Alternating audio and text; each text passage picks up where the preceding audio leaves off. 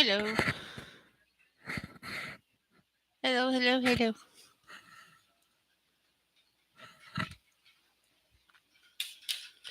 I see you.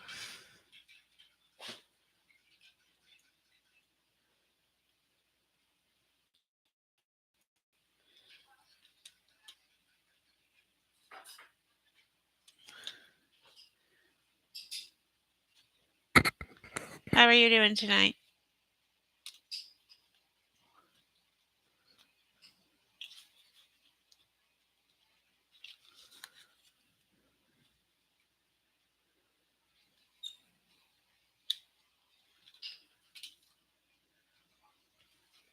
I hope you're well.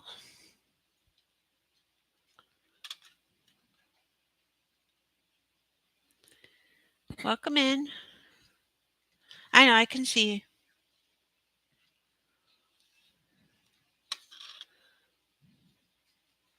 Okay. This is going to be a half hour long at least. It could be shorter. I don't know. It depends on what we get into and if you have any questions about it.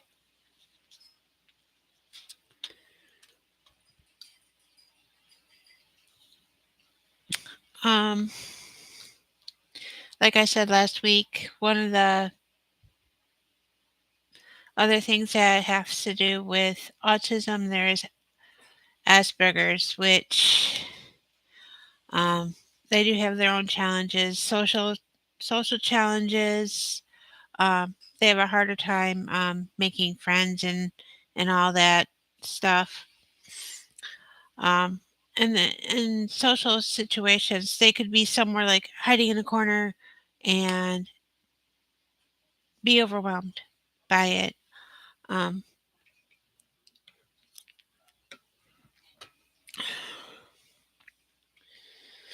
and they also could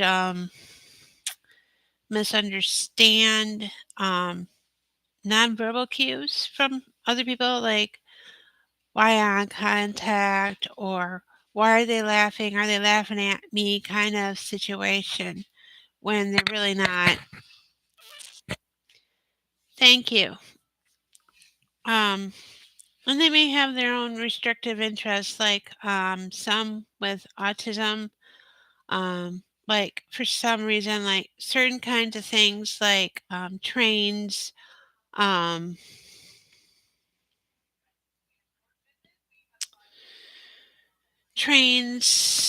could be their focus.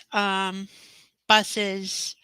Um, they could also like watching videos of crying babies or laughing babies for an in, for an example. Um, and they like to focus on their certain interests per, you know, more than one other thing. It could be different interests, like I said before, trains, buses, planes, anything like that. Something that captures their interest. Um, some like still watch children's programs because it catches their interest because of the vibrant colors of certain cartoons. And also like with their communication style, they may have a high vocabulary where they can understand certain things, but when they want to go talk about their interests, they just don't know how to verbalize it because they some of them don't have that social skill. And there are some that have that social skill. Asperger's is different for different reasons. For individuals, it's could be one could be, oh, I know how to do all this. I have the social skill to be able to communicate with others. Where there are some that don't because they didn't learn it, which is it's Asperger's. It bases on their interests and it bases on what they learned and how they learn things. Some are more shy than others, so Yeah, I could see them actually in the corner being, closed in because they don't understand all the body language, the nonverbal body language. Also, their with some of their other traits is like, thank you, JJ. Um, rigid thinking. Um, some of them actually need a really strong routine. Sometimes that's what they were used to. That's how they're brought up too. Um, they have to have certain thing at this time, certain thing at that time. For example, they get up at a certain time every day and they have to go to bed by a certain time at night so they can get their accurate amount of rest. But the routine they have to do, let's say for example, for breakfast one day they may their breakfast may consist of scrambled eggs, toast, or something else that they like. And their lunches could be like peanut butter sandwiches, bologna sandwiches, or they want to have chicken nuggets. Some of them have safe foods, which is understandable.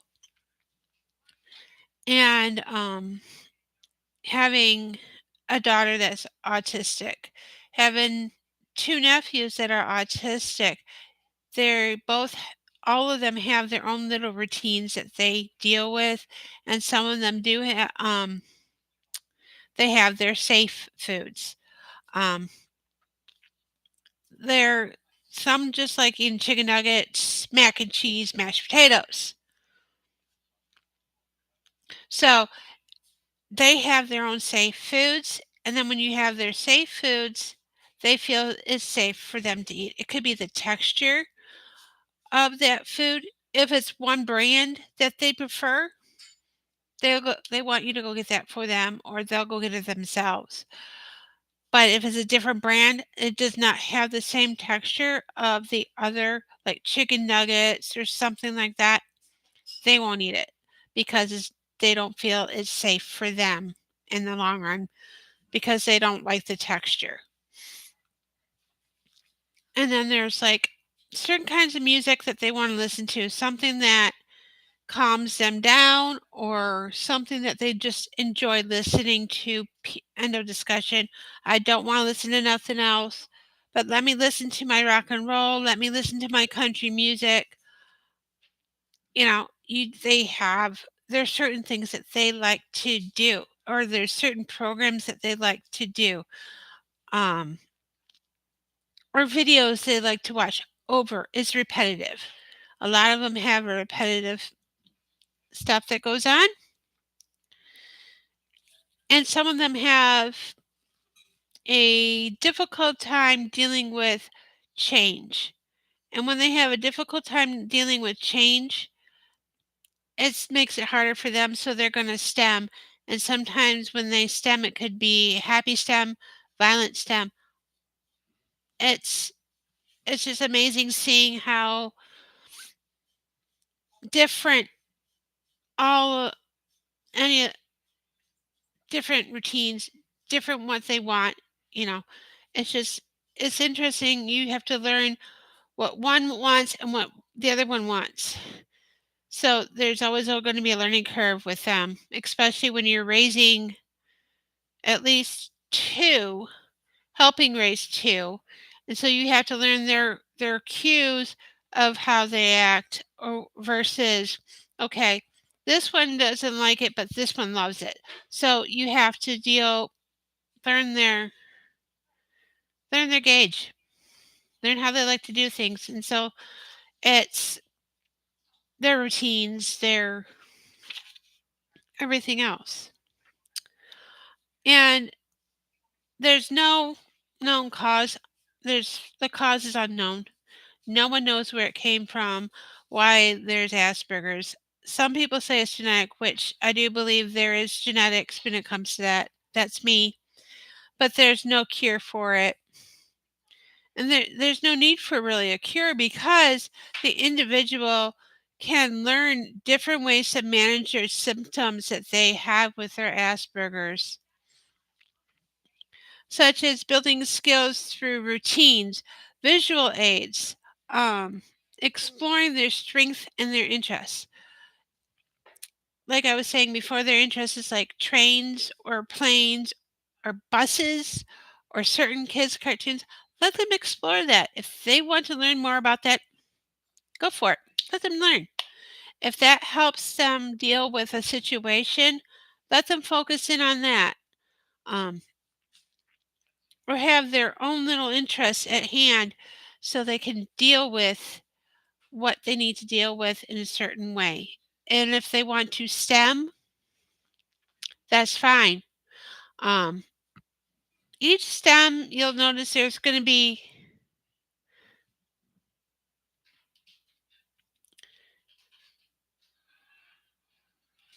each STEM is different because some STEMs like a happy hum. That means they're happy. If they're being aggressive with their vocalizations, you know this they're not happy about something, so you have to help them figure out why they're not happy. And if you already automatically know that they're happy by their humming, stemming, or making a high pitched noise, that's fun to figure out because sometimes when they do the high pitch, they're angry. Sometimes when they're doing the high pitch, they're happy. So you never know. So you have to learn with their cues and undoing other situations as well. So they have to explore everything. Let them explore their interests. If they're finding out, "Oh, I'm interested in this, but I wanna be interested I'm getting into this too." Sometimes they can have multi-interests at all times. But there's like 12 different kinds of there's 12 symptoms to Asperger's. One is the lack of empathy. So when it comes to that, they don't understand why, okay, why is this person upset? They don't understand sometimes. They don't. They don't understand why, okay, why are they upset with me? Why did they don't understand. There's no empathy. They have sometimes they have trouble with getting their emotions out.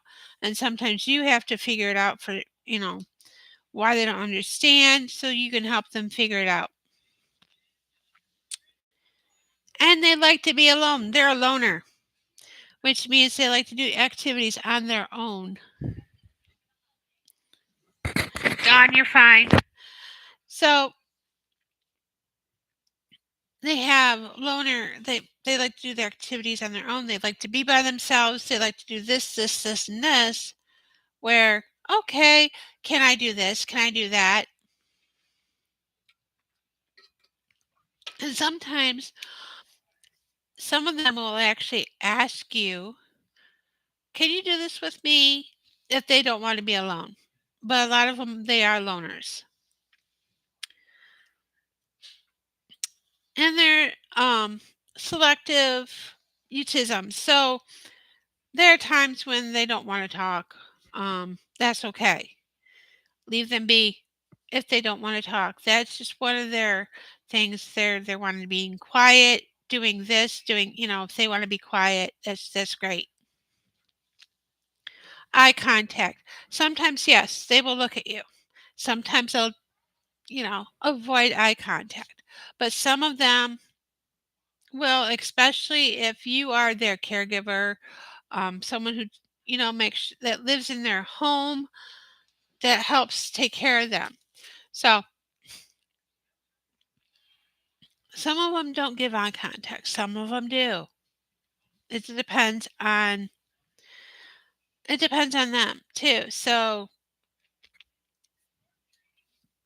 I rather see like with our nephews, they like doing things with other people because that's what they were used to doing, but sometimes they also like doing things by themselves, which they're fine with. Um, and like sociability. They like to be alone. Some of them, especially if they're in a room with a whole bunch of people that they don't know, they're going to go off in the corner somewhere and sit in a quiet corner, you know, if they don't want to be bothered. So they're they're happy just being by themselves because they don't know how to interact with others sometimes. And they have difficulty with nonverbal communication. Like if someone is trying to get their attention somehow by looking at them or waving them over, they don't understand. It could be, oh, are they waving at me saying hi, or do they want me to come over? They don't Some of them don't understand the nonverbal cues. Even a smile on the face, are they happy with me? Are they mad at me? That's that's part of nonverbal communication, even though it is communication which they don't totally understand yet. And like I said before, they have their own areas of interest. Um, like um, my nephew likes to watch certain cartoons. He's got interests on different videos he loves to watch over and over again. And the youngest one is he's actually nonverbal, but he does mimic little song themes from commercials that he actually does like. And so he'll go watch those over and over and over again as his own stem, which in a way that really does calm him down, which I love that because it does calm him down a lot.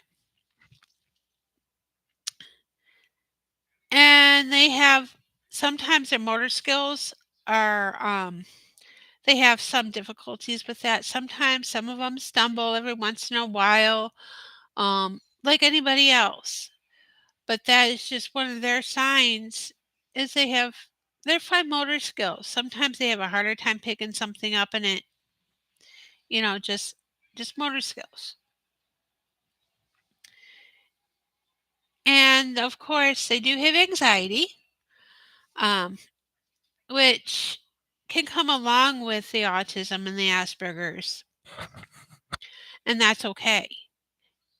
With anxiety, it's there with that they could be a social situation that they don't like, and so they would have anxiety over that situation. Difficulty change can cause anxiety for them. So what we do is if there's something that's changing here, for example, we'll get them prepared by, okay, this is what's going to happen in the next couple weeks. We just keep reminding them something different is going to be changing, or if there's a drastic change with something that we can't control, then we help them deal with that situation so they understand it's okay for this change. It's okay to do this. It's okay. You're fine. Which can cause them to have anxiety because they don't totally understand it. And they have unusual language, which means they could be my understanding with that is that they mimic um talk higher speeds that they understand, but you don't sometimes you when it comes to them having an unusual language, if they're talking really fast and you can understand certain things that what they're saying and doing and everything, that's you learn and how to do it. You learn how to understand what they're doing and saying.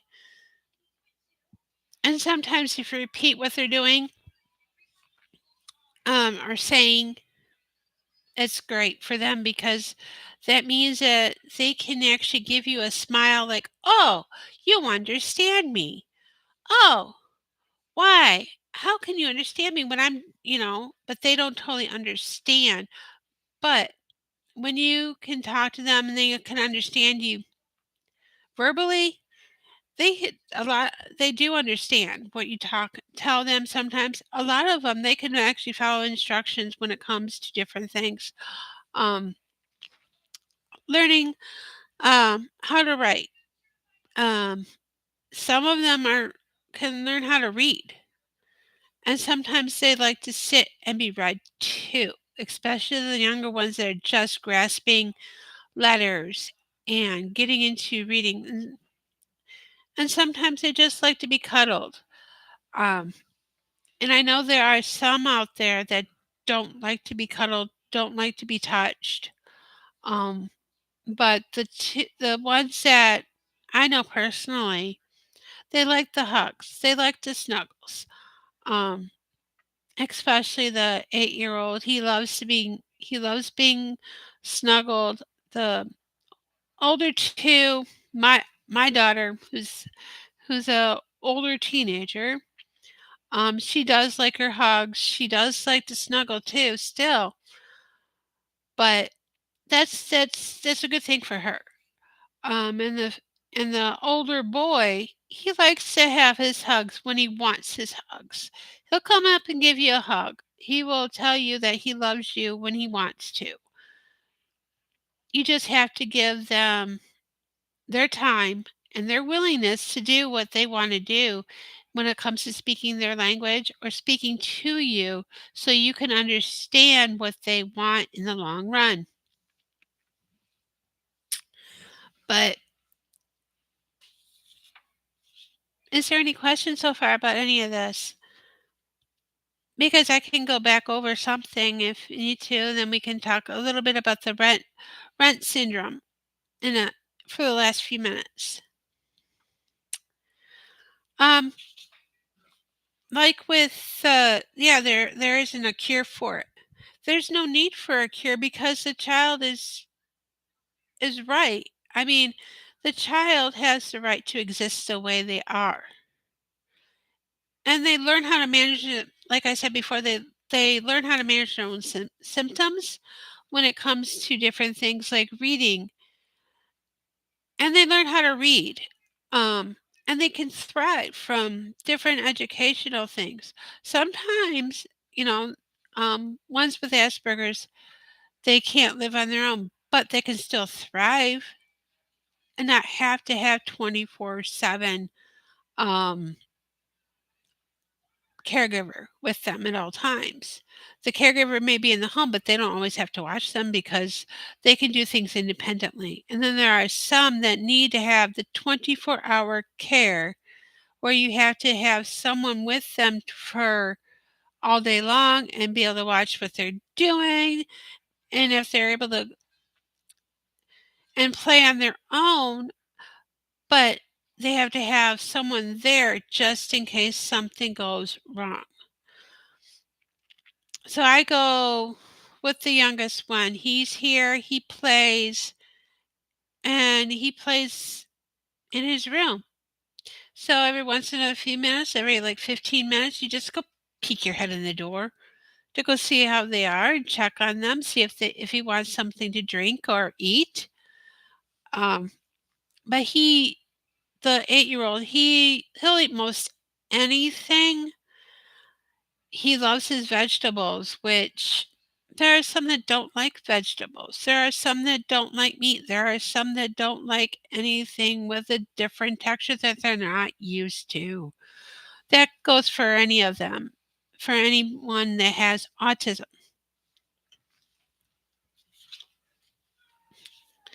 And now for the Rett syndrome, I'm going to cover on this for a little bit, and then the next week we'll do some more on the Rett. Um, the Rett syndrome is actually rare. It's a genetic neurological disorder. It mainly affects girls. I don't know why, but it can cause them to have a loss of their motor skills and language after a period of normal development. So they could have other problems besides, they could have developed normally and everything else, and all of a sudden their motor skills have reduced. Where they would have to be continually being helped with their motor skills and even with their language skills. They may have been able to talk full sentences and be able to understand, and but it drastically got less. Um, but they can also take medication like for seizures and breathing because it can affect the whole system. The syndrome can affect the whole syn- body, but um, there is also no cure for it. It's one of those that is part of autism that some of these new syndromes, when it comes to autism, I've never heard of until now. But there's like different ones that we'll be talking about eventually. Um,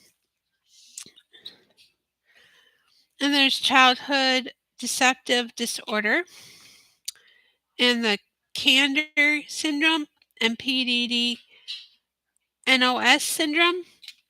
That's part of autism that in the next few weeks we will be talking about as well. But I will be talking more about the Rett syndrome. I'm going to be doing some more research on that one as well, so we can get more in depth into that because I would love to know more, and then we can learn together. It's just one of those.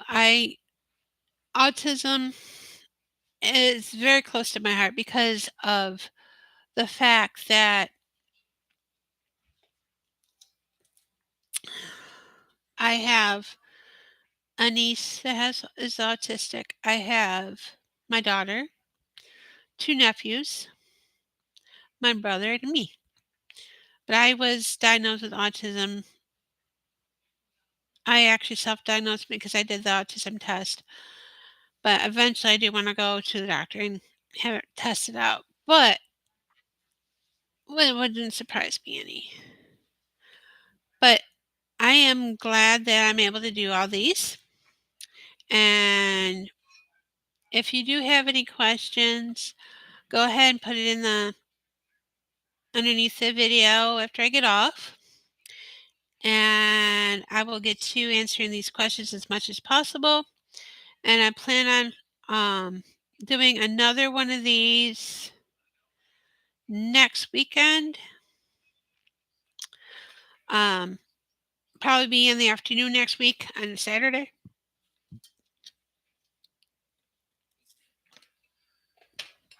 It depends, or I'll maybe do it in the evening again. But